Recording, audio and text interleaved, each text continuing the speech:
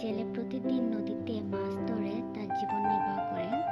জাল ফেলে যা পায় তাই সে বিক্রি করে। একদিন সে নদীতে মাছ মারতে যায় এবং জাল ফেলে সে অপেক্ষা করছিল। অনেকক্ষণ পর জালটি তোলার পর সে দেখল একটি মাছ।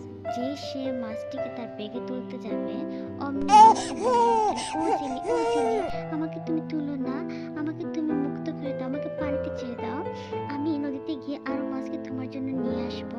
তখন জেলেটি ভাবলো হয়তো মাছটি সত্যি বলছে, তাহলে মাছটিকে আমি পানিতে ছেড়ে দিলে অনেকগুলো মাছ পাবো। তো এটা ভেবে জেলে কি করলো, ওই মাছটিকে তার ব্যাগে না পড়ে সে পানিতে ছেড়ে দিল এবং বলল, যাও তুমি গিয়ে আরো মাছ নিয়ে আসো। কিন্তু জেলে বোকা ছিল, ওই মাছটি যে গেল সে আর ফিরে আসলো না কখনো জেলের কাছে।